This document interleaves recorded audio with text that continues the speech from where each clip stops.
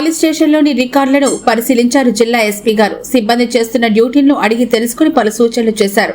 Gudur rural police station, Gudur 1 town police స్టేషన్ను ఆయన ఆకస్మికంగా తనిఖీ చేస్తున్నారు. గ్రేప్ కేసులను సంబంధించి వివరాలు అడిగి తెలుసుకుని కేసులకు ఛేదించే విధంగా చర్యలు చేపట్టాలని అధికారులకు ఆదేశించారు. జిల్లా ఎస్పీ ఈ సందర్భంగా మాట్లాడుతూ విజిబుల్ పోలీసింగ్ పై ప్రత్యేక దృష్టి చాలించాలంటూ సిబ్బందికి ఆదేశించారు. అంతేకాకుండా సాయంత్రం సమయంలో పార్కులో వాకింగ్ చేస్తున్న వృద్ధులతో ఇంటరాక్ట్ అవుతూ వాళ్ళ సమస్యలు తెలుసుకునే విధంగా చర్యలు తీసుకోవాలని సిబ్బందికి తెలిపారు. పల్లెల్లో రాత్రి సమయంలో పల్లె ప్రజలతో ఇంటరాక్ట్ అవుతూ ప్రజల సమస్యలు పరిష్కరించే విధంగా చర్యలు చేపట్టాలని సిబ్బందికి సూచించారు.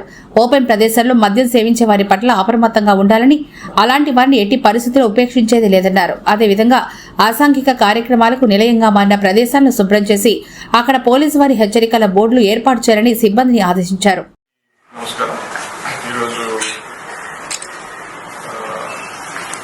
వెంకటగిరి మనకు శ్రీ పోలేరమ్మ అమ్మవారి జాతరకి సంబంధించి రేపు 7వ తేదీ నుంచి మనకు 11వ తేదీ దాకా ఈ జాతరకి సంబంధించిన ఏర్పాట్లు చూడటానికి చెప్పి వెంకటగిరికి వెళ్ళడం జరిగింది. సో అక్కడి నుంచి గూడూరు టౌన్ లో ఉన్నటువంటి police stations, rural police station అన్ని కూడా ఒకసారి డిఎస్పీ గారితో పాటు తనిఖీ చేసి ఒకసారి స్టేషన్స్ పనితీరు ఎలా ఉంది, ఆఫీసర్స్ ఏదైతే ప్రయారిటీస్ ఉన్నాయో ఆ ప్రయారిటీస్ ప్రకారం వర్క్ చేస్తున్నారా లేదా అనే దాని మీద ఈరోజు స్టేషన్ కి రావడం జరిగింది. సో దాంట్లో భాగంగా ఇప్పుడు rural, then next 1 town 2 town police station, అట్లాగే వాకాడు అవి కూడా చూసుకొని పోతాం. అయితే నేను జిల్లా ఎస్పీగా ఛార్జ్ తీసుకున్న తర్వాత విజిబుల్ పోలీసింగ్ మీద ఎక్కువగా దృష్టి పెట్టడం జరిగింది.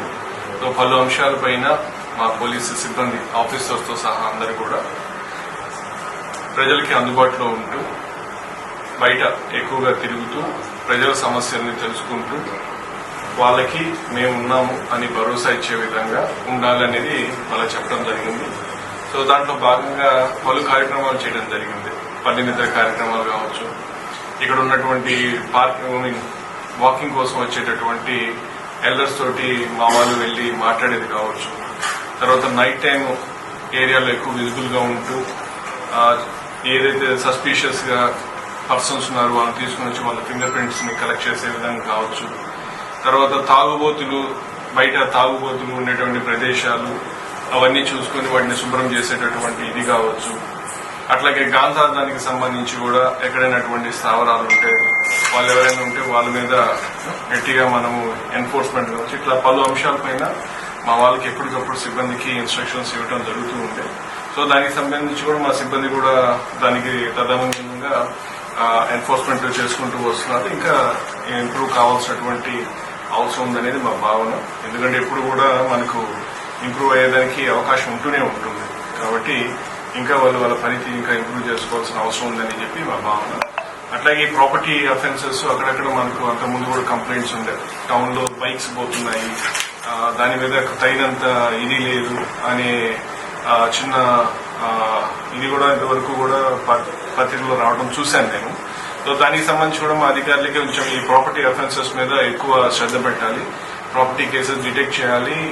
ఎవరైతే అఫెండర్స్ ఎవరైతే ఉన్నారో వాళ్ళందరినీ కూడా ఐడెంటిఫై చేసి వాళ్ళని తీసుకుని వచ్చి మనం నేరాలు నియంత్రించే విధంగా పనిచేయాలని చెప్పి వాళ్ళకి సూచించడం అయింది. దాని మీద ఇంకా బాగా మెరుగుగా పనిచేయాల్సిన అవసరం ఎంతైనా ఉంది.